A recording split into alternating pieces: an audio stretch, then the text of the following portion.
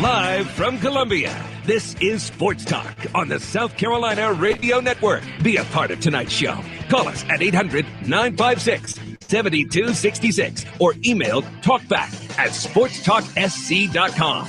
Now, here are your hosts for Sports Talk, Phil Kornbluth, Kevin McCrary, and Tom Hayes. It's always working. I mean, you don't graduate in college in 3 years. I mean, it's just incredible, with the type of expectations and all the things that he does to be able to balance all that. That's just what makes him so special. It's just how he's wired. Good evening, everybody, and welcome back into Sports Talk, South Carolina Radio Network from downtown Columbia. Dabo Swinney to kick things off tonight. We'll hear more from him tonight here on Sports Talk. Of course, the Tigers practiced yesterday. No practice for them today, but we didn't get the post-practice interviews in until after last night's show. So in case you haven't heard Dabo's interview on our website, sportstalksc.com, we'll have a little bit of that for you tonight. Here on the show, he was talking about Deshaun Watson there. Of course, Deshaun Watson is, as he put it, a 10-star football player and a 20-star person. So he feels very highly about his star quarterback, and why shouldn't he? USC's practicing this afternoon, about to wrap things up if they haven't already. Open to the public for the first time, and to the media, and to Steve Spurrier. Just today, watching the Gamecocks work out. We'll hear from the Gamecock tonight here on the program. Wofford has wrapped up its spring practice, did so last week before Easter. Coach Mike Ayers will join us tonight to talk about his spring. So we got a lot of great stuff coming your way tonight. Phil Kornbluth here in studio tonight. K-Mac is off, and so is the Professor Tom Hayes. Larkin Belton behind the bulletproof glass once again. Good to be back with you after being off a couple of days, Friday and yesterday, for a little R&R. Actually, it was more eating than anything else. I literally ate my way up the coast from Friday. I did. I mean, we started at Edisto on Friday and ate there on Saturday, and made my way to Georgetown and Charleston, ate in Georgetown Sunday, Myrtle Beach and Garden City Monday, Tuesday. Yep, ate my way as I was going north up the coast, ate every stop of the way. And if you're watching on our corn cam inside our studio here, then you can tell I've put on a little bit of LBs here, mostly seafood stuff. Great seafood. Shout out to my buddy Henry, who makes the best steamed oysters that you can find anywhere. Had a good time with that on Saturday night. Anyway, enough about me. I want to catch up on some things. Let's see. When I left here, my last show Thursday, we still had some teams playing basketball in our state. Not anymore. Of course, USC women lost. Coastal Carolina lost. So all of the basketball is done here in our state. We've got spring football. We have got golf with the Masters around the corner. And, of course, baseball, the red-hot USC baseball team back in action tonight at home against the College of Charleston. And Clemson in action tonight up at Fluor Field against Furman. Those games begin at 7.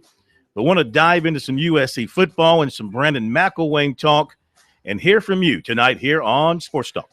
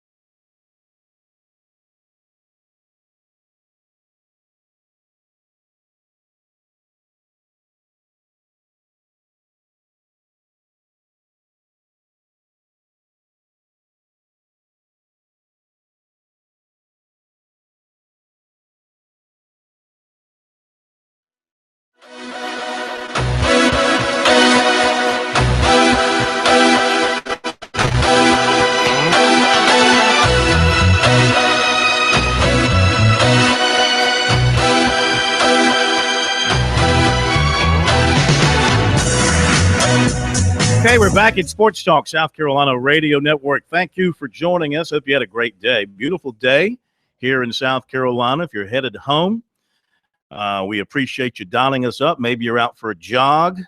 Maybe you're out hitting a bucket. Great day to hit a bucket or two to work on the game. Really going to get the itch for golf here now with the Masters around the corner, the Heritage coming up after that. A lot of golf in our area right around the corner. Football-wise, USC on the practice field this afternoon. And one thing I want to talk about tonight, we invite your phone calls, 800-956-7266. Email talkback at sportstalksc.com and on Twitter at sportstalksc. Something to talk about, to maybe yours too, Brandon McElwain and his ascension now to number one. By hook or by crook, he's there. You know, the injuries to guys around him certainly have led to this situation in small part, maybe in larger part, his performance in impressing Will Muschamp and company based on what Muschamp had to say to the Columbia Rotary Club yesterday. Sounds like he was very impressive, has been very impressive in spring practice, and Muschamp is taking note. And so how soon, I mean, do you think McElwain will be the Gamecock starting quarterback at Vanderbilt? And if you are a Gamecock fan, do you think McElwain is the savior? Is he going to be the Deshaun Watson for USC football? Or is that Jake Bentley coming in the next class? I know, look, you haven't had a chance to really see him. I know by hearsay and reputation, but just, you know, wondering what you're thinking about there related to McElwain. Look, if the Gamecocks get any sort of high-level performance at quarterback, then I think they've got a chance to surprise people this coming season and not be some 500-level team and be something, you know, a little bit better than that, maybe climbing up to 8 wins or so. And I'm talking about surprising some people, beating some people that you wouldn't expect them to beat, at least here talking about it in the spring. Does McElwain give them that opportunity? Now, some receivers are going to have to emerge, maybe more than any other position besides quarterback. Receivers are going to have to emerge because I think they look pretty good on the offensive line, to my eye. And, you know, I think they're going to be okay at running back. I think David Williams is out to prove that he can do the job. And some of the other guys that are there and some of the moves they've made there, I think have improved that position to some degree. But it all starts at quarterback. We know that. And so the question is McElwain the guy? Will he be the guy come Vanderbilt, and will he shine? I mean, is he going to be a great quarterback at South Carolina? 800-956-7266 is the number. To your phone calls coming up in just a moment. Not a whole lot of news to update this afternoon. The scheduled meeting between Frank Martin and Ray Tanner for today is, as far as I know, has taken place. I haven't heard otherwise. Don't have any other news to shed on it at this particular time. This could be a deal where the two have talked and perhaps reached an agreement, and the university will make some announcement at some point in time. Perhaps the two have talked and didn't reach an agreement, and there's got to be more conversation. Don't know what to add to the story from earlier, except the fact that Martin and Tanner were scheduled to meet today to talk about his contract situation. As soon as we hear something more about it, we will pass that on to you. We mentioned the baseball coming up tonight. USC and Clemson in action, playing in-state teams. The Gamecocks against the College of Charleston on a 13-game winning streak are the Gamecocks at 23-2. What a roll they are on. I mean, to go and beat Arkansas 3 in a row and then go to Ole Miss and win 3 in a row, that's impressive, no matter how you cut it. College of Charleston is 17-7 under Coach Matt Heath in his first year. They are 3-0 in their league, and they're on a 5-game winning streak. South Carolina to start, Tyler Haswell, sophomore righty, 2-0, 1.64. Charleston will start senior lefty Eric Bauer, 2-0, 0.84. Based on that, on these starters, you would expect a low-scoring game. We shall see. USC is hitting 321. The college, normally a big hitting team, batting 254 as a team this year. USC in this series leads 50-7, and it's one of the last 3. And that first pitch coming up at 7 o'clock tonight at Founders Park. Up at Fluor Field, it's Clemson and Furman. The Tigers coming off a tough weekend at Miami, losing all 3, including 2 heartbreakers. That series could have been so different. And Tigers are 17-6, still ranked as high as number 17. Furman is 10-13. Pitching matchup tonight looks like this. Jake Higginbotham for the Tigers against Harry Norman for Furman. And the Tigers will be continuing playing outside the league tomorrow when they play Western Carolina up at Cullowhee. And then this weekend, the Tigers will host Pittsburgh for 3. But this is a tough stretch for Clemson, as we mentioned leading into the Miami series. Not many home games through the middle of April for the Tigers. After Pittsburgh, the Tigers have only 1 home game, and that's on April 12th against Western Carolina. They have only 1 home game through April 17th. Now, then they get a bunch of home games on the other side, but they need to survive this stretch if they're going to have that kind of special season that started out for them. Okay, and there's other baseball tonight as well, and we'll be keeping an eye on some of these games, ACC, SEC, and teams around the state playing tonight as well. For example, we have got Upstate playing tonight against UNC Asheville. They are scoreless, just underway. In the Big South, we've got the Citadel and Charleston Southern. They're just underway. And we've got Wofford and Presbyterian. They are underway, scoreless as well, in the bottom of the first inning. And I think that covers pretty much all the games involving state teams tonight. All right, 800-956-7266. Following the tweets from USC's practice today, Steve Spurrier was there. Of course, it's the first spring practice completely open to the public and the media. One of 2 that Will Muschamp is allowing this spring, not counting the spring game. USC will have its pro day tomorrow. That, of course, is closed to the public. Parts of it will be open to the media.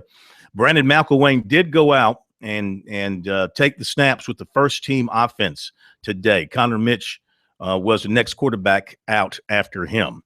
That sort of got my mind thinking about McElwain being the guy. Now, I know that when Orth gets healthy, he will be back in the competition come August. But McElwain's got a clear opportunity here to be the guy coming out of spring practice. And I don't know if they will say he's the guy and say he's number 1, but in the minds of the public, especially when folks get a chance to see him in the spring game, he's got a chance to really make a name for himself and establish himself as the quarterback to beat. Let's jump to the phones. I know a break is coming up, but we'll carry you over if you'll be patient. Let's go to this isn't just Bert. There are Berts, but then there's Bulldog Bert in Saluda. And I know this is Bulldog Bert. Yeah, it is. Oh, good evening. Good evening. Good evening, BB. The reason I was calling you is I was hoping Frank Martin was going to stay around Carolina a little longer. I like his record against Georgia. But I've heard through the rumor mill he may be going to another school. What school? Have you heard anything on that? What school is the rumor mill putting out there? Louisville. Louisville? Yes, sir. Louisville? And, I don't think – did Patino quit or get fired? well, hang on a we second. shall see. Hang on a second. We'll be right back.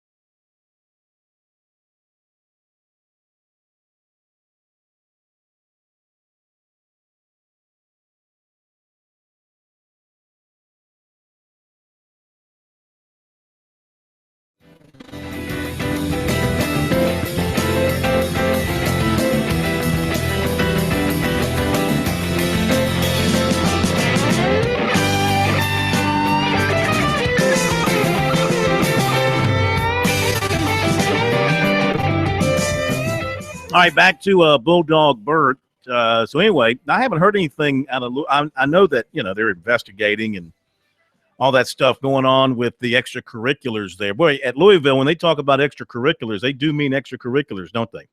Yeah, but it's sort of funny that you brought up that he met with Ray Tanner today, and there's been a contract on the table for almost a month for a 4-year extension for Frank Martin, and it still has not been signed. And I don't think it was signed today either. If it was, we would have heard about it, I believe. Well, it's not as simple as that. Now, let me go back and say that he was scheduled to meet today. I don't have independent confirmation that the meeting took place. I just know it was scheduled for today. I'm assuming that it went forward, but what assuming can do to you. As far as, look, these things take time. There's legalities involved. There are lawyers involved when it comes to a contract, and it could be just, and I'm not saying that's the case here, but it's sometimes changing a phrase or a word or this or that. It takes time. So I don't know where, if anything, it went today, if indeed they did meet. Yeah. Well, that's what I've heard, that he was offered $2.3 million to come to Louisville. Now, and your source on that, can you share your source? I'm not sharing my sources. It's insider information. But I will say that if it comes down, it'll come down pretty quick here. Probably after the Final Four. Now I'm laughing at you. I'm truly laughing at you. But are you saying I shouldn't be laughing at you? Well, we will see in the next few days. Mm-hmm. If it comes to pass, you'll have Bulldog Bert told us like it was again. So you're saying that you have a source telling you Louisville has offered Frank Martin $2.3 million a year? Yes. Mm-hmm. And I think he currently is paid, is it $2.1 million? Yeah. USC. His contract this year, the 4th year of his contract, based on the terms of his contract, at least 2.1. Now, there's some other bonuses in there related to academics and attendance. I don't know how much of that figured in this year because I don't know the details of their APR and their. He gets if the Gamecocks had 4 games in which the turnstile attendance count was 16,000, at least 16,000, he gets a bonus. Now, they announced some games. They announced attendance. They have more than that on more than 4 occasions in announced attendance. So I don't know if that correlates to the same thing or not. That's what I'm talking about, terminology. So I don't know. But, yeah, around 2.1 million. And I know he's the hottest coach out there right now. Wouldn't be surprised. I wouldn't be surprised. Yeah, I would think that a lot of people would be. That's why, South Carolina better get it done. They need to get it done. All right. Thank you, BB. Appreciate it. Of course, they lose Frank Martin, they'll just go hire Mark Fox away from Georgia and fix things that way. How about that? Thank you, BB. I know your stuff or not here coming up. More calls on the other side of the break.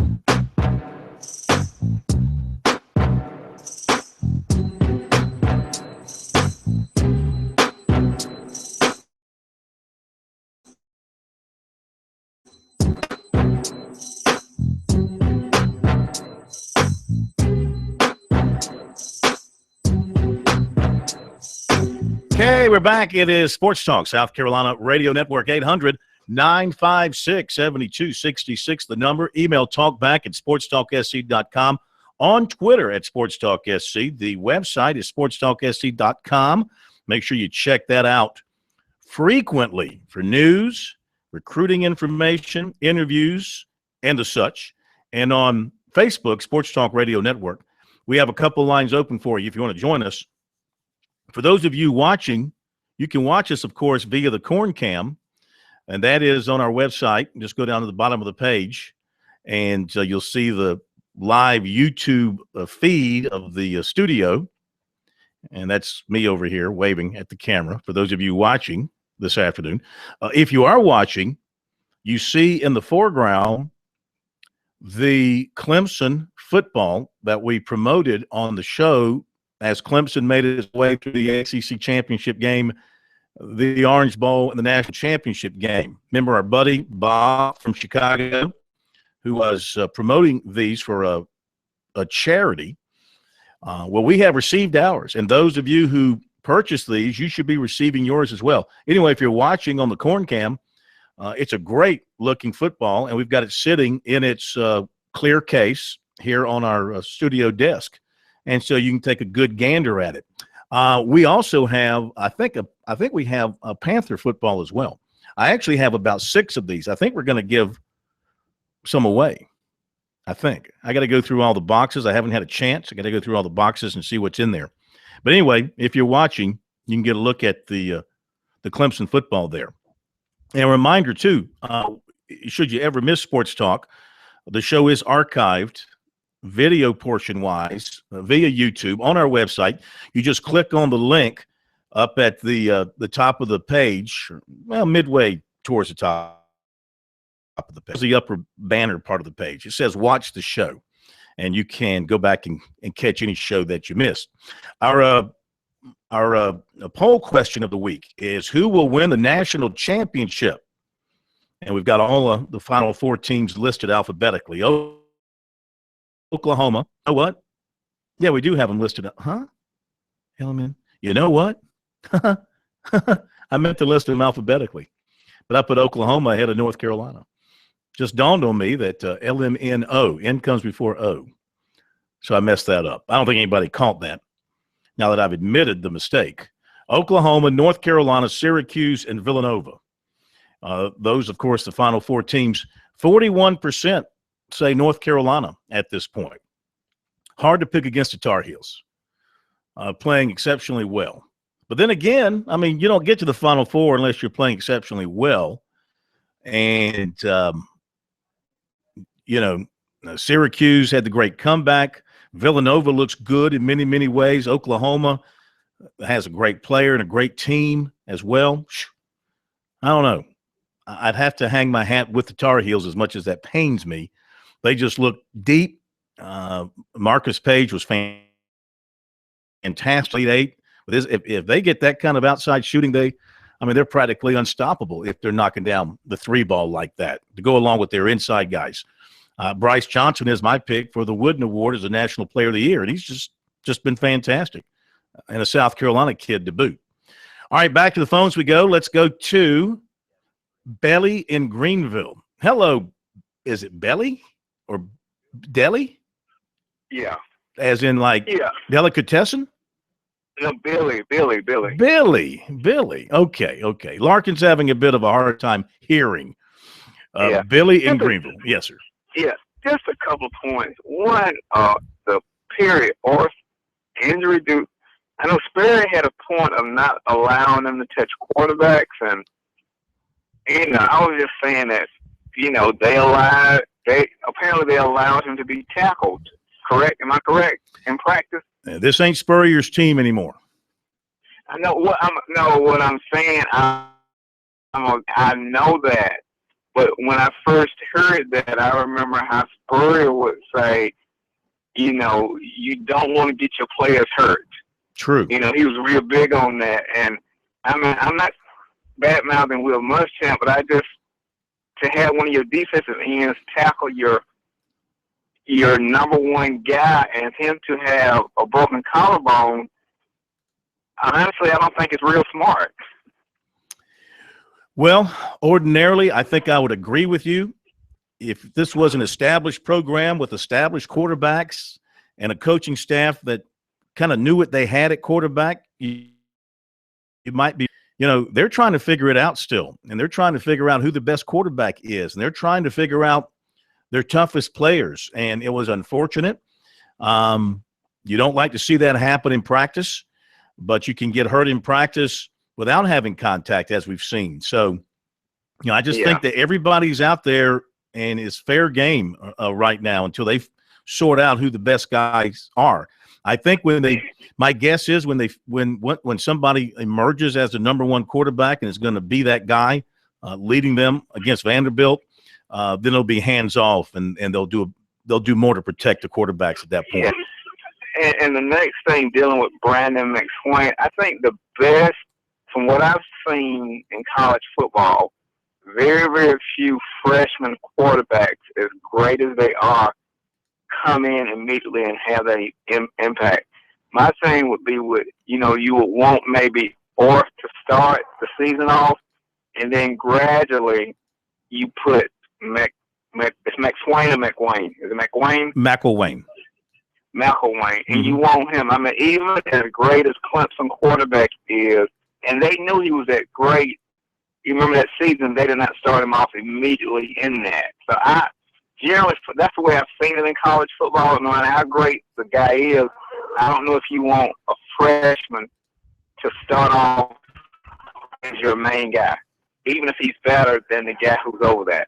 Does that make sense to you? Yeah, it does. It does. And, Clemson had a situation where they had an older quarterback, somebody who had been in the program 5 years in Cole Stout, and they could afford to have Deshaun Watson kind of take it slowly there to begin that year. But they knew all along there was going to come a point in time in the season when they were going to cut him loose, and he was going to be the guy. And I think that eventually came, I think it was against Florida State down there in Tallahassee, I think, if I remember correctly. And, of course, it's been his job ever since. I think in this case, Muschamp has told recruits, and I've heard him say this to others, he wants to win. He's out there to win now. He's not worried about, next month, next year. He's out there trying to win now. And if McElwain is clearly the best guy, and he's the guy he thinks can win against Vanderbilt, he'll be the guy to trot out there with the first team to take the first snap. Okay. That's just my opinion. Okay. Thank you. Yeah, I understand. And you're right. I mean, freshman quarterbacks make freshman mistakes. That's why they're called freshman mistakes. There's a lot more to it than we could ever imagine. Reading defenses and making the right decisions and adjusting to the speed of a game in the SEC compared to what you're used to. Also considering the fact that Brandon McElwain should still be in high school because he graduated early. He's a young guy, but he's a mature guy. He's been through the baseball stuff. He's had the baseball scouts over him. He's been through the ringers in football recruiting, and he comes across as a very mature individual, someone who can handle the pressure of an SEC game situation. But then again, experience is something that you don't bring with you as a freshman. Obviously it comes over time, and there are plays that you make and plays that you don't make simply because of your experience. Obviously, Deshaun Watson last year, because of the experience of the previous year, made a lot better plays and bigger plays simply based on that experience. All right, thanks for the call. 800-956-7266.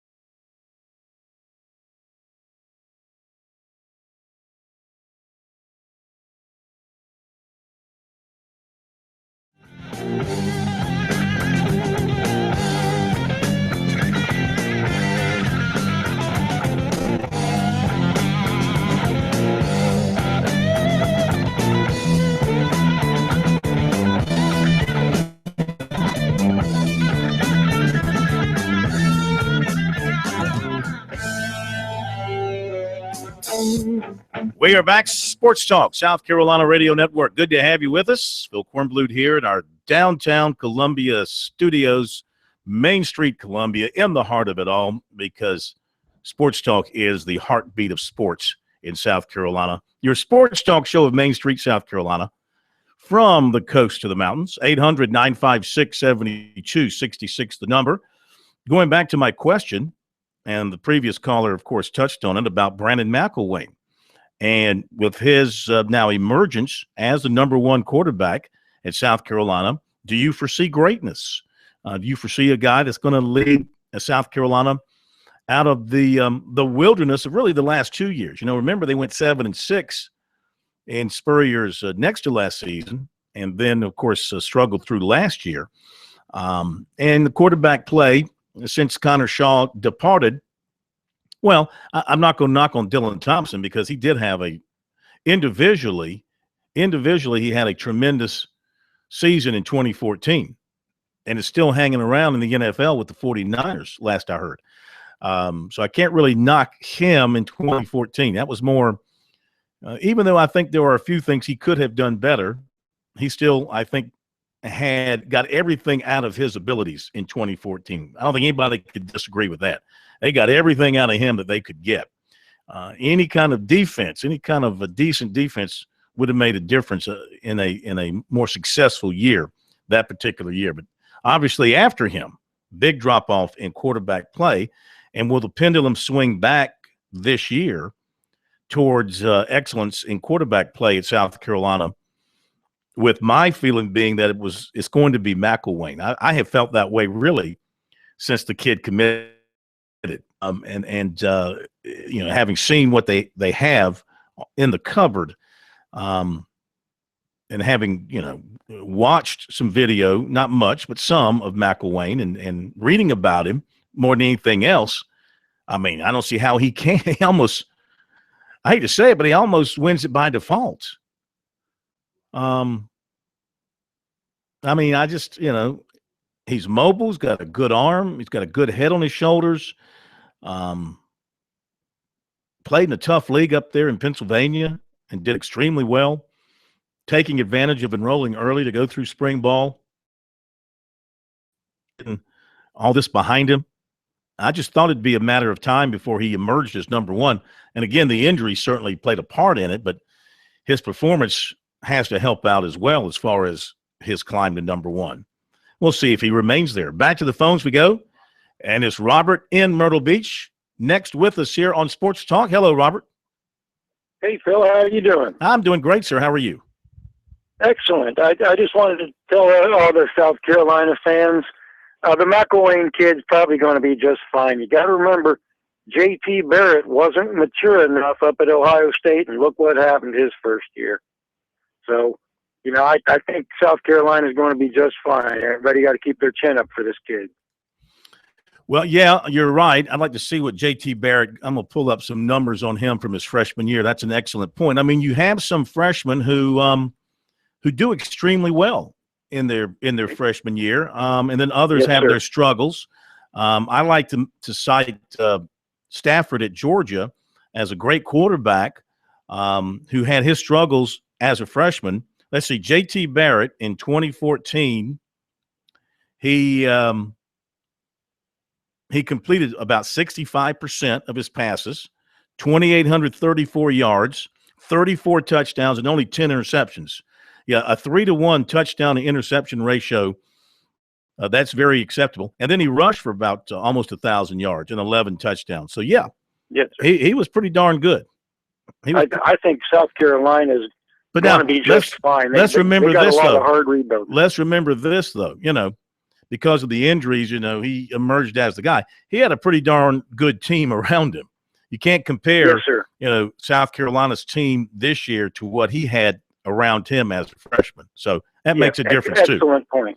And the thing is, you can survive as a freshman quarterback if the game is not riding entirely on your shoulders. If you've got, you know, people around you who can help you. That's what helped Deshaun Watson when he came on as a freshman quarterback at Clemson. Remember, he still had all those marvelous pieces on offense, many of which he still has today. It really Oh, helps yeah. you out if you Oh, have yeah. quality players around you. Yeah, Ohio State was they could take the pressure off of him because they could run the football when they wanted to. No doubt about it. That is such a big help, and we don't know that South Carolina is going to be able to do that. Thank you very much for your phone call. If they can establish some sort of running game, some consistent running game, obviously that would be a big help for a freshman quarterback. We'll be right back with recruitment.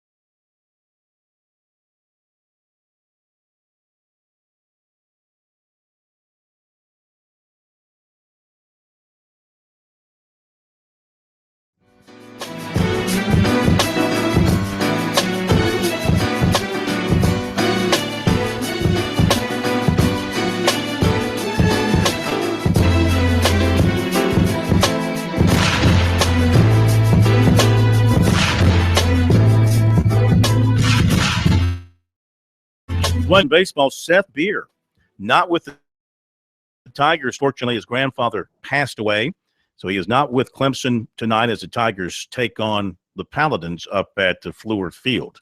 Game getting underway in just a little bit. Recruiting now. Defensive end Justin Thomas, 6'5", 255, Spanish Fort, Alabama. He was at USC Saturday watching the Gamecock defense, said he liked what the coaches had to say to him, how he would fit in their system. D-end, D-tackle. He's also been to Alabama, Auburn, Tennessee, and is going to LSU April 9th. He was offered today by LSU.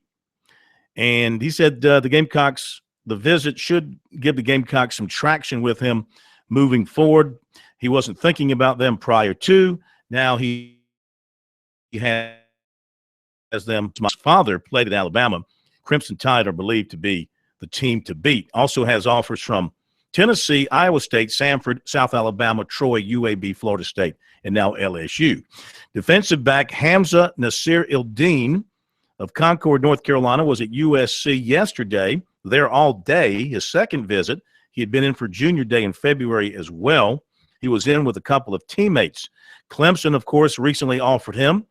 East Carolina, Maryland, Temple, Charlotte, Georgia, along with USC, or other offers. Got a complete tour of campus, he said. Saw how they prepare for practice. Talked to a Muschamp about his plans for him at USC. He said that he needs him.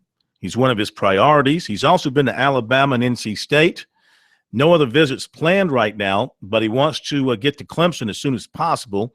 No favorite right now and no timetable on a decision. Running back Devin Darrington, Bel Air, Maryland, was at Clemson for practice yesterday. Called the visit amazing.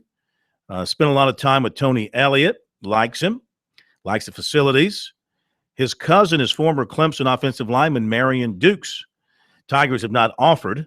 Darrington was at USC Friday.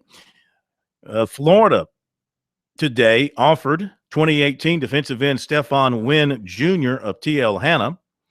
2018 quarterback Kerryon Joyner of Fort Dorchester was at USC today to watch practice and visit the school. 2018 athlete Quavian White of Greer was at Clemson Monday. USC target offensive lineman Eric Douglas of Charlotte was at Penn State Monday. Receiver Austin Connor of Dutch Fork was offered last night by Army. Plans to visit USC Thursday, Tennessee Saturday. Says he's not close on a decision. And in basketball, South Carolina State offered 6'7" Ian Kennard of Gray Collegiate Academy in Columbia. He played in the Carolinas All-Star Classic, All-Star game a couple of weeks ago, and is a good-looking player. He's now picked up an offer from South Carolina State. There you go with recruiting for now. Check it out regularly. Website, sportstalksc.com, on Twitter. Very wise man told me to use the hashtag STRecruiting, and that would take you to all of our recruiting information. Top of the hour break, USC football and Dabo Swinney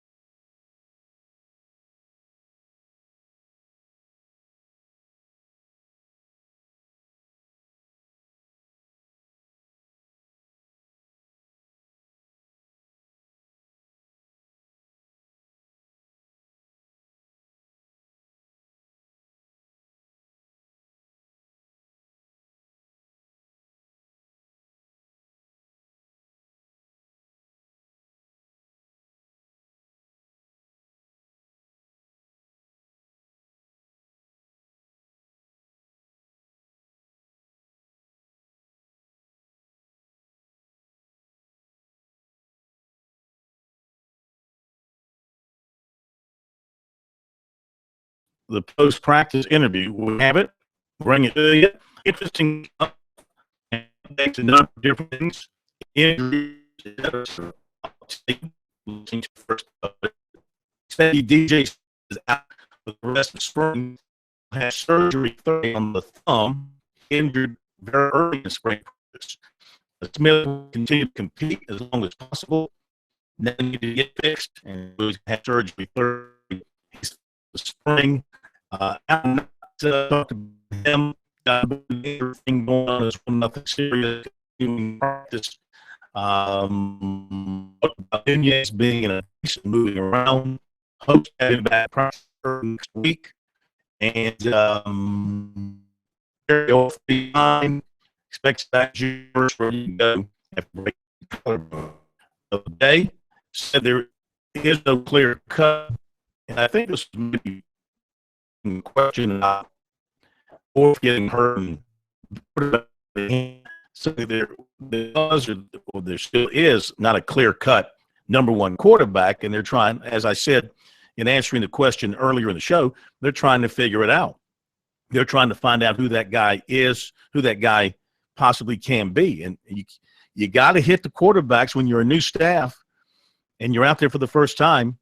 You know, you got to see them get hit, and it's a risk you take. And unfortunately, it cost them Perry Orth for about half of spring practice, but that's okay. He'll be back, and having experience from last year, he'll be ready to go. And McElwain, of course, is fine moving forward right now as a number one quarterback. We'll hear from Muschamp coming up after the break. Coach Mike Ayers from Wofford at the bottom of the hour talking about their spring, and then the words from Dabo Swinney following the practice yesterday. We didn't get this to the air last night, so we'll bring you some of it tonight as he talks about his team feeling good about some of the young guys stepping in to replace the guys that left.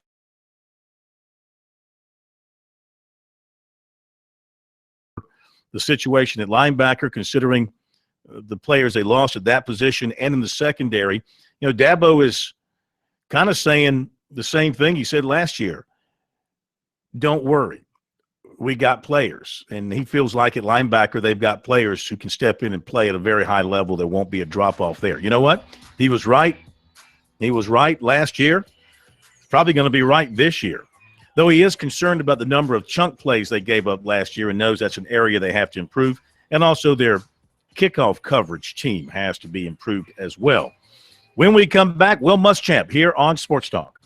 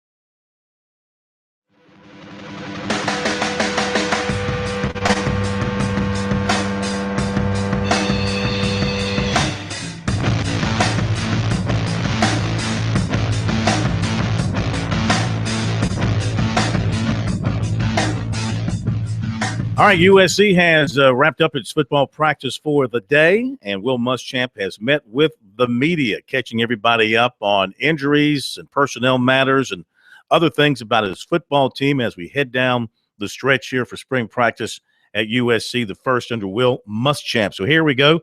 Let's listen in as he talked with the media a few minutes ago. Update you injury-wise. Darren Smalls is not with our football team any longer. We wish him the best. DJ Smith tore a ligament in his thumb the first day. He was in a one-on-one drill, got it caught in a jersey of the receiver. It was nothing that needed immediate medical attention, but he is going to have surgery Thursday morning. He wanted to keep playing in spring and going through the new scheme and system, and so it was nothing that was going to threaten his thumb any further. So we are going to have surgery for him on Thursday. This was his last day. He did Saturday. Allen, he's got a sprained rib. There's nothing structurally wrong, but he keeps getting banged on, and I want to get him through this last week of spring. And, of course, Perry Orth broke his collarbone Saturday. He's going to be fine June 1st, be up and throwing. It's his non-throwing shoulder. He's out at practice today. He was in meetings Monday. It's disappointed for him. But, we don't have a clear-cut number one quarterback. We've got multiple guys we're trying to rep, and part of the evaluation for us is off-rhythm plays in their legs, because the quarterback's going to be a part of the run game, which we're going to incorporate. And unless you do have them in some situational work, we're not definitely wouldn't do it in fall camp, but certainly in spring ball, it's something you got to do. You got to find out what they can do. And we found out a lot about our guys at that position. Lorenzo Nunez, I hope, is going to be back next week. He was in a brace today, moving around. I hope we get him back. Jalen Christian was not at practice today. He and I met today. He had some personal issues at home he wanted to handle. We should be fine there. Had a great coaches clinic this past weekend. Dan Quinn, great friend of mine, spoke on Saturday. Coach Holtz came on Friday night, did a masterful job, as he always does, speaking in public, and great to have those guys back. Our staff did a great job. Scrimmage, I thought we did some good things. I think practice 1 through 8, we've improved tremendously. We still have miles to travel, but we did some good things, and I'm very pleased with that. April 9th is a spring game. It's free. It's a good price. It's at noon. But we've got an alumni game. We've got over 90 lettermen signed up to come play at a kickoff at 11 o'clock. And it's going to be a great day for South Carolina. Our baseball team plays later that day against Tennessee at home. So we need a great crowd. We need a lot of people there. We're going to have a lot of recruits in, and they need to see what we're all about and where we're headed, and it's going to be an exciting day, and I can't wait for it. I'm really looking forward to it. It's going to be offense versus defense. We're going to have some media guest coaches, see what you guys can do so I can criticize y'all a little bit. It'll be kind of fun. But it's going to be good on good, and it's going to be another great evaluation day, really, for a lot of our young guys maybe that haven't played as much, to get in front of a crowd and play. I think that's a huge evaluation point for us. So we're excited about that. I'll open it up for any questions. Well, a little more than halfway through, did you have some goals for installation for plays and so forth, and have you met those? Well, again, it is what it is. I mean, I think that we've tried to install as much as we can, because that's part of the evaluation is being able to see what they can handle. Because if they're struggling with the installation, they're probably going to struggle in week 6, 7, and 8. So those are things that we're evaluating those things as we go through camp. But I'm pretty pleased with what we've been able to accomplish. I think there's a good base understanding with a lot of the players with what we're doing on both sides of the ball and in the special teams. Will, how has Brandon picked things up from practice 1 to now? Good. I mean, I think that, again, he's made a lot of strides. Obviously, he's got a lot of ability, and, he's an explosive guy that can do some things for us. But I've been very pleased with his progress. I think he and Perry kind of distanced themselves a little bit through the first 8 practices. That's not fair for Lorenzo. That's why we're going to carry the competition to August, because, Lorenzo hasn't had really an opportunity to compete, and Connor's done some nice things as well. So we're kind of whittled it to 4 guys right now, and that's where we are. And we'll continue to move forward, and Connor will get some reps in the first group, and Brandon will continue to rep, and Michael Skarnecki will rep as well, and hopefully get Lorenzo back next week. With Perry, he just hit the ground hard at a scrimmage. Yeah, just a tackle, just came. Wasn't anything that was just kind of got rolled up on, and it's unfortunate. But again, you go back and second guess yourself. In the situations, we found out a lot last Saturday and found out even more this Saturday. Perry was having an outstanding scrimmage. That's what's disappointing as much as anything. But again, he's not lost for the season. He's going to be back June 1st directing our football team, and I'm excited about that. Were you hoping not to carry the quarterback competition into the fall, or is that something that you anticipate was probably? Well, again, in a perfect world, you love for somebody to step forward and really take in charge. And again, the guys have done some really good things, so I don't want to get in a situation we don't think that we've made some progress at the position. We've got to continue to evaluate it, and we're going to do that going into August. Well, how your safeties coming along? I thought Chaz played well Saturday. I thought he did some good things. We had a couple, unfortunately, we had some runs break loose, and he made some tackles. When you got tackled, we struggled today a little bit on getting some thud tempo stuff and getting ourselves in position to make plays. DJ did some nice things at times. Torrey Boyd's come around and done some things. So we got to continue to make some strides. Chris Moody's just getting back in shape. He's got to continue to work himself into football shape. And he's struggling with that a little bit right now. But I think, we got a good mix of guys. We moved Chris back to corner. We want to move Rashad at nickel today. It's time to experiment in spring. We need to get fall camp. We need to set some guys in some spots which we feel like will be our best 4, 5, or 6 guys at a time to play. And any reason for Darren Small's departure? Or do you have any reason why he left? No, he's not talking. He's moving on. Was Bresnell Williams in at Buck today? Yeah, we got to get more speed on the field. We're not a very fast twitch defense, so we're trying to create opportunities. He's got pass rush ability, and so we got to get him in some situations where he can rush. Will, did the fans out here today add another element for you guys? I think it's great. We got the most loyal fan base in the country, and they love it. And they, I think it's great to have them involved with our program and our players. It certainly excites our players and our staff. Daniel Fennell, with the first team a lot. What did he yeah, Danny's done some nice things. Darius English has had a groin. I miss Darius. He's had a groin. I would expect him back Thursday or Saturday. But Daniel's done some nice things. He's come in and given us a little twitch in the rush, and we're starving for a little bit more pass rush. To be able to have some guys win on the edge, and he has done some things. Yeah. Ola Jones got a little banged up. Did you see anything? Yeah, he just said a little shoulder injury. He ought to be fine. Those things happen. We've had a lot of contact. We've made tremendous strides on both lines of scrimmage. You know what? We need some more playmakers out there. And Jamar can help us at running back, but we feel like there's some things in the slot that he can do for us. So we've repped him at wide eye. Catches will be his natural good hands. Catches the ball well. He'll be tough for a defense to count exactly what he is. So moving forward, he's gonna be kind of both. Now, he's in Brian McClendon's room full time right now because we want to fully saturate him at the receiver position. You saw we moved some guys around in the offensive line. DJ Park, we took a look at him at right tackle. DJ's done some really nice things. Donnell Stanley has done some nice things. Corey Helms is having a really good spring. Mason Zandy. So good competition up front, and competition is my best friend because it's a motivator. They understand they got to come out here every day. But Jamari will be a guy that we're going to rely on in some different spots. Made a couple nice runs Saturday. Any lessons you learned during your time at Florida that you were able to apply here since you've been here in South Carolina? Well, I think anytime you go through an experience, and whether it be a coordinator, a position coach, or a head coach, you always lean back and on situations and thinking through different ways of managing whether it's a staff, a team, a practice, a recruiting situation. I think you're always willing to learn, and so I'm certainly in doing that as best we can. All right, there you go. Will Muschamp from practice today. A lot of news there. Guys banged up, some injuries, guys being moved around as you would expect here in their first spring. I mean, they're still trying to sort some things out, find out who their best players are, find out who wants to be there, who wants to pay the price as Muschamp and the staff have laid it out for them.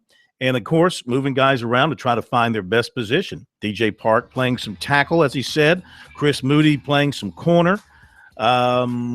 Who else did they mention? Daniel Fennell playing some over there at defensive end. So moving some guys around, trying to find the right fit for players in the program. There you go with Will Muschamp. We'll be back. More sports talk coming up.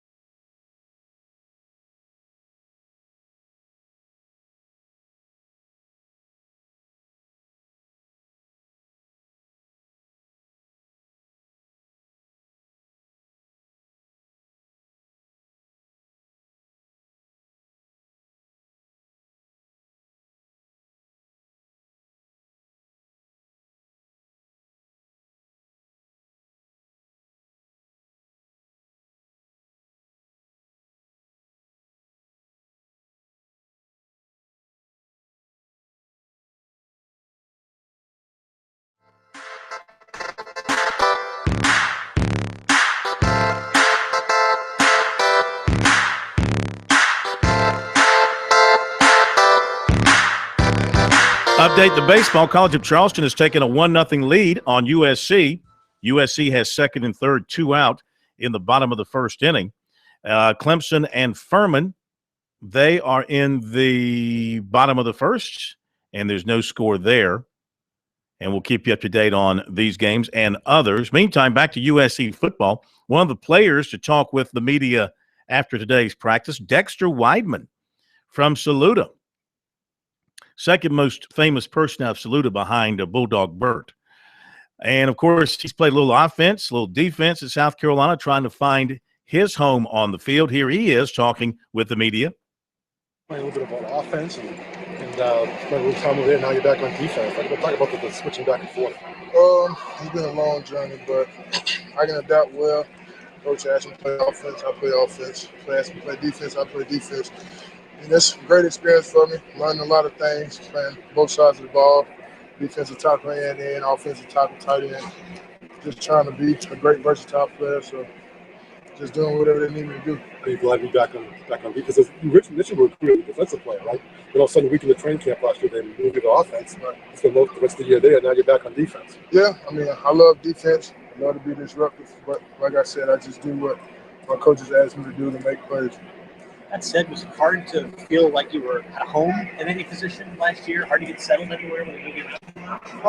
Yeah, it could be a bit frustrating because, you got to learn different things and different techniques, more plays on both sides of the ball. But, I mean, it's a great experience for me. How's everything going on defense for you? It's going great. I'm playing a little bit of inside and outside. Just got to learn. It's a great progress. Just learning what to do. Coach Thompson's a great guy. Coach T-Rob's a great guy. They put me in the right place to make the right plays, so just got to keep at it. Did the coaches ever fully explain to you why they moved you from defense to offense after like a week at the training camp last year? No. It was just, I guess the coaches wanted to do what they felt they needed to do, what was best for the team. And it was like I said, I'm here to make the team better. Well, the guy do a lot different experience for you, blocking guys rather than trying to fend off blocks, I guess, right? Yeah, I mean, it's pretty much the same thing. Once you look on it on both sides of the ball, you got to be aggressive and try to beat the man in front of you. So I adapted pretty well, but it feels good to be back on defense. Yeah, I mean, are you more natural? Yeah. What position are you playing right now? Right now I'm getting a little bit more reps on the inside, playing defensive tackle, 3 technique, 2 out. So I'm finding my home on the inside pretty well. You really stepped on the field in a game last year? No, I was redshirt. Okay, so I mean, was that, like, even from a guy who maybe showed up when he first signed you and thought he was going to play, and also he didn't play, and he ended up being redshirted. So you must be chopping the bit to get on the field and play. I mean, I took it as the chip to put on my shoulder. I felt like I need to make a name for myself in the SEC. Just get to play hard, get my team to Georgia, play for the SEC, and whatever happens after that happens. Dexter Weidman, maybe he will be heard from this year at South Carolina on one side of the ball or the other. I imagine defensive line for him, they, of course, as much help as possible in that defensive front, and maybe he will live up to the expectations people had for him when he signed. We'll be right back.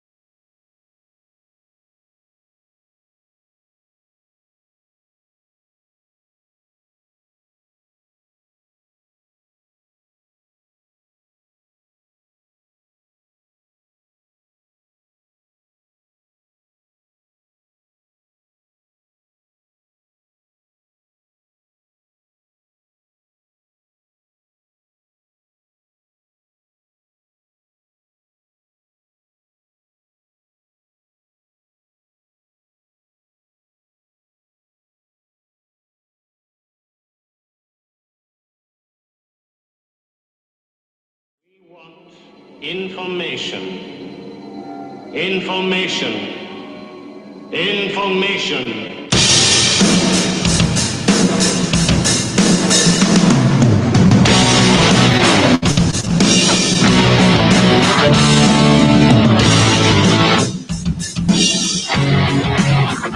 And we continue Sports Talk here on a Tuesday night. A lot of football talk here on Sports Talk tonight. A lot of stuff happening football-wise. Hear from Dabo Swinney coming up in a few minutes. But right now we welcome in Coach Mike Ayers from Wofford. The Terriers wrapped up their spring practice last Thursday. Coach is catching his breath a little bit. How are you, sir? Doing well. How are you? We're doing good. Now, you guys don't do a spring game. You just had a practice on Thursday. That was your 15th, and you were done. I'm just trying to remember, is that how you've always done it, no spring game? Well, what happened was last year we just lost Coach. His line just dropped. Right in the middle of last year, so Larkin, let's ring him back up real quick, if you don't mind, and we'll find out what the coach was about to say. The Terriers wrapped up their spring practice last Thursday, as I mentioned, 90-minute session in pads. That was the last of their 15 practices for the spring. I'll let him talk more about the team and the situation that they went through this spring. Season opener is on a Thursday, September 1st at Tennessee Tech. And the Terriers hoping to get back to postseason play, something they've, of course, grown accustomed to under Coach Mike Ayers, who is the dean of head football coaches by a long shot here in South Carolina. And we've got the coach back with us now. So you were saying about no spring game. Well, we had 19 surgeries. Ooh. And we had 11 guys that had recovered from their surgeries, but they were not ready for contact in spring practice. So numbers, we were down, and we had 2 scrimmages previously, and very productive scrimmages, and we felt that at that late point with the numbers that we had, we might be risking even more injuries. So we decided to just structure it as a regular practice, and I think we finished up on a positive note. We had 15 quality practices. Kids were into every practice, and we feel good about what we accomplished. The technique we feel is better on both sides of the ball. We feel that conceptually a lot of young kids got up to speed, and we feel that we made a great deal of progress for those 15 days.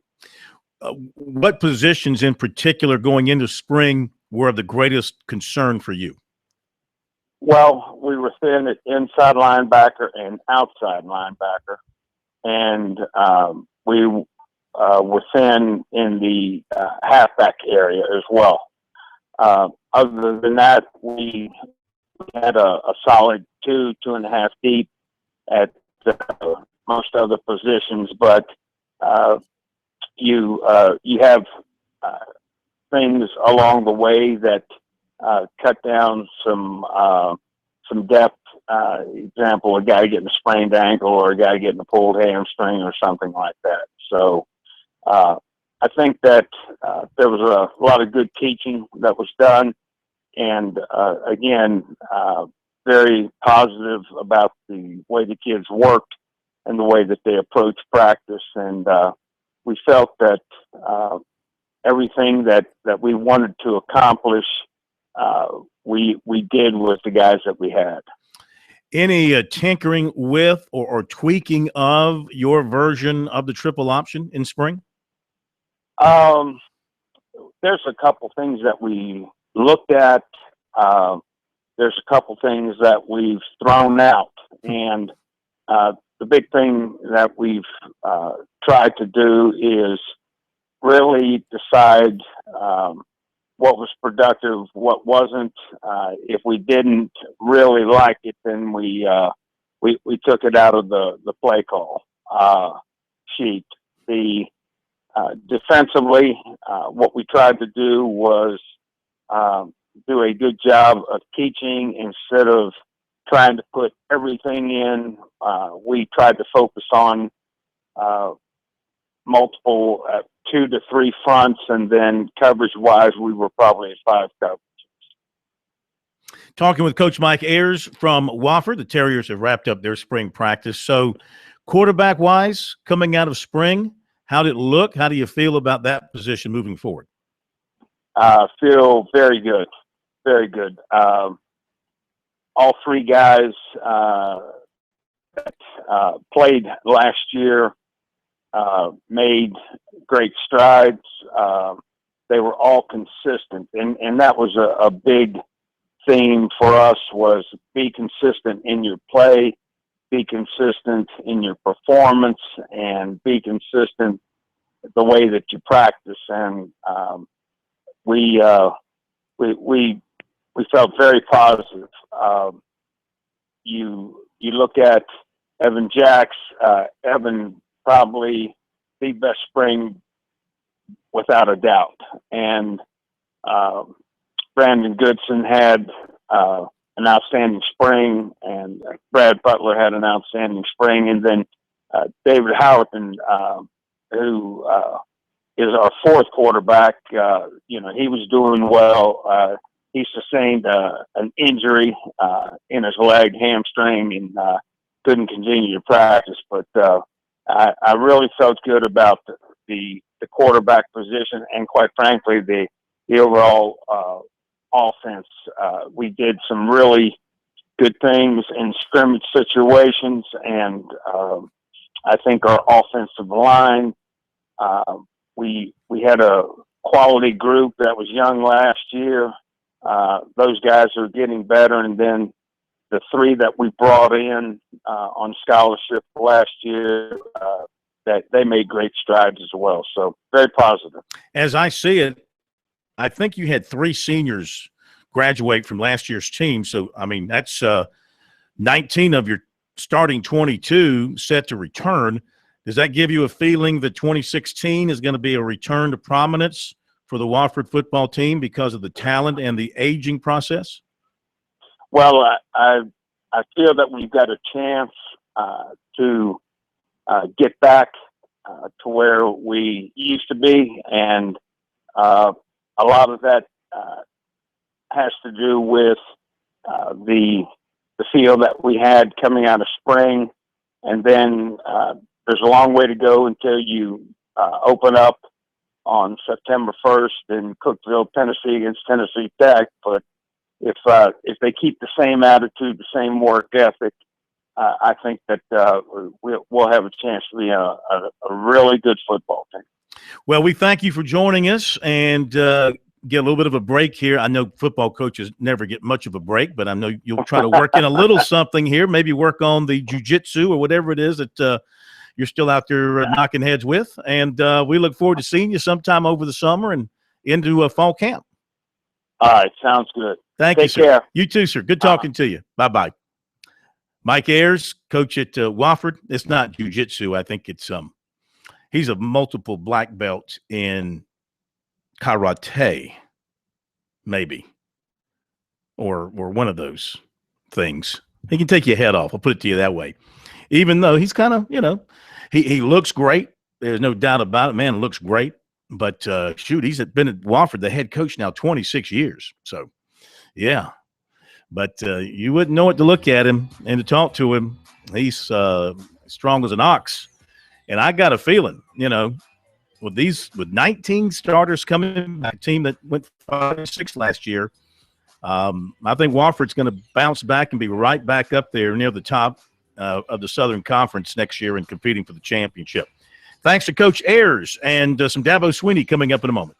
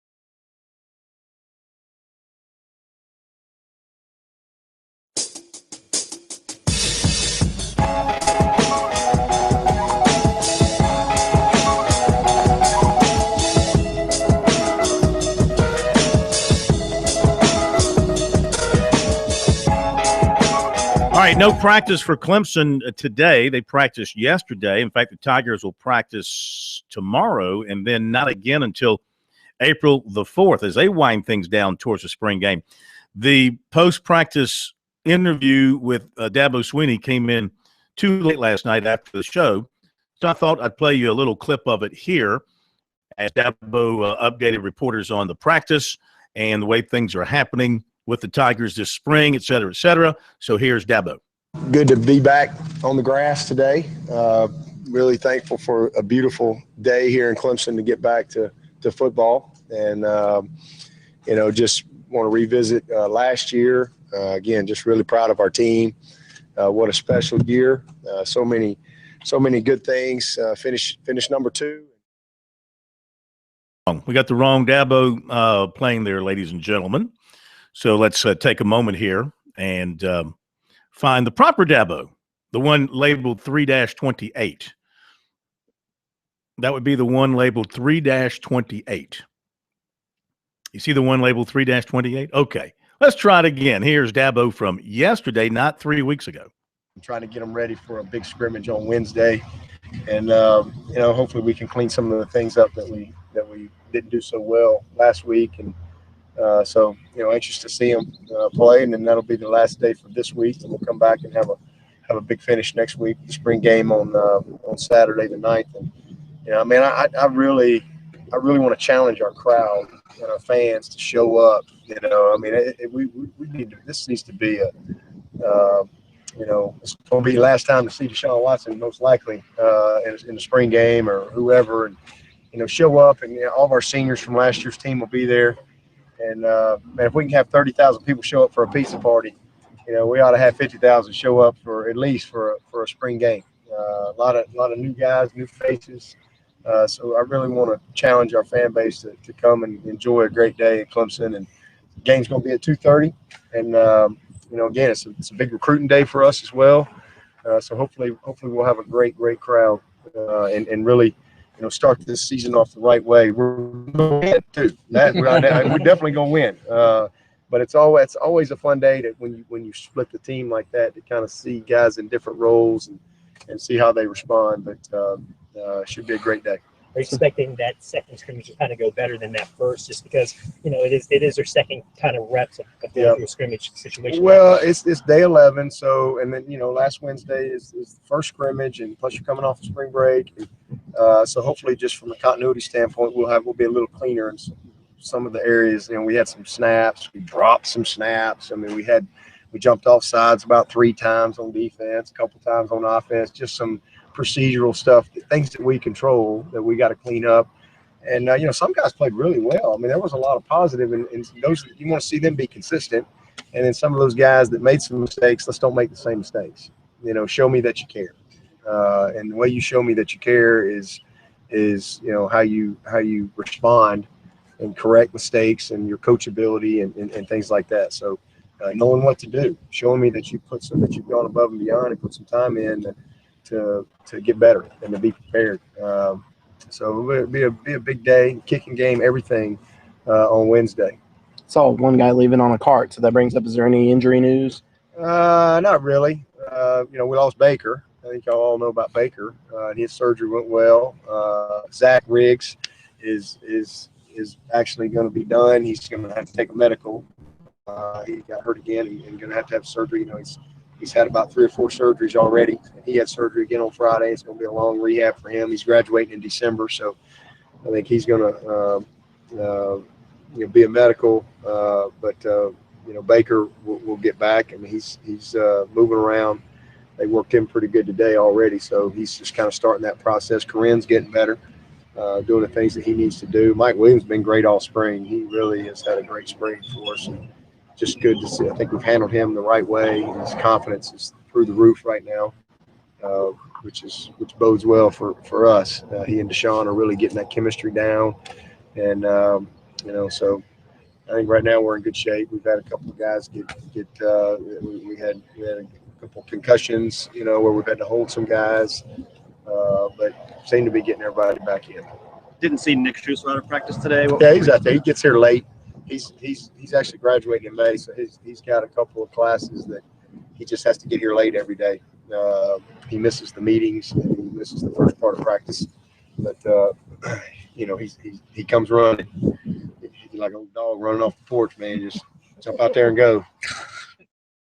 All right, there you go, Dabo Swinney. Some of what he had to say. If you want to hear more, haven't heard it, want to hear more, Dabo Swinney, Jeff Scott, and others from Clemson's practice yesterday on the website, sportstalksc.com. We'll update baseball when we come back.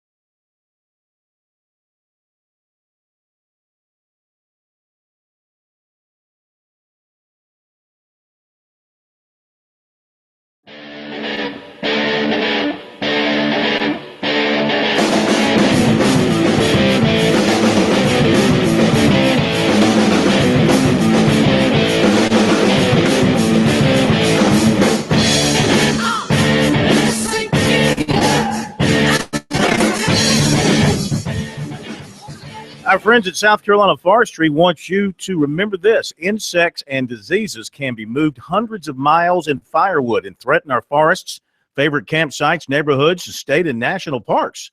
Help protect the trees you love by purchasing firewood at or near where you burn it. For more information, visit don'tmovefirewood.org. And you might be thinking, well, heck, it's going to be 90 degrees out there soon, not going to need firewood. But you know that oftentimes we buy our firewood when it's reduced this time of the year and set it aside for the next horrible winter that we have here in South Carolina, which I'm not sure if we're going to have winters anymore in South Carolina based on this past winter. But firewood's always nice to have on hand, and so make sure you follow the directive there by the South Carolina Forestry Commission. All right, to the scoreboard we go, and here in Columbia, Charleston continues to lead the Gamecocks, scoring a run in the first. It's 1-0. Eric Bauer has made that run stand up so far, keeping the Gamecocks off the scoreboard. Gamecocks do have a runner on second. Destino has a hit for the Gamecocks, extending his hitting streak to 18 games. Gamecocks have 2 hits. They've left 4. Cougars have 3 hits, committed an error, and they have left 2. So it's 1-0 Charleston leading South Carolina. Clemson with a 1-0 lead on Furman, and they are playing in the second inning at Fluor Field. Tigers have just scored to go up 1-0, and Tigers have 1 run on 1 hit. They've left 3. Furman, no runs on 1 hit, and Furman has left 2. And they've now gone to the third inning, and the Tigers are now batting, leading 1-0. And Norman still on the mound for Furman. Higginbotham on the mound for Clemson. Now some other scores this evening from around the ACC. NC State 5-0 on Charlotte, top of the 6th. Davidson leading North Carolina 2-0, bottom of the 5th. Florida State and Florida playing in Jacksonville, top of the 6th. Florida leading 3-1. Liberty leads Duke 1-0, top of the 6th. Connecticut has beaten Boston College 9-4. Elon leading Wake Forest 2-1, bottom of the 4th. Virginia Tech and VMI 3-3, top of the 6th. Louisville leads Western Kentucky 3-0, top of the 3rd. Around the SEC, Arkansas leading Oklahoma State 1-0, top of the 2nd. Alabama and Auburn, they're playing tonight in Montgomery, Alabama. Haven't started yet. Kennesaw State leading Georgia 4-0. That's in the 5th. Belmont going across the street to play Vanderbilt, and Belmont leads 1-0 in the 1st. Northern Kentucky and Kentucky 2-2 in the 4th. And Southern Mississippi State scoreless in the 1st. Tulane and LSU scoreless in the 1st. And Texas A&M, number 1 team in the country, leading Houston 4-0, top of the 1st. That'll do it. Check out the post-game coverage of USC and Clemson baseball on the website tonight. Have a great night, and we will see you here on Sports Talk tomorrow night.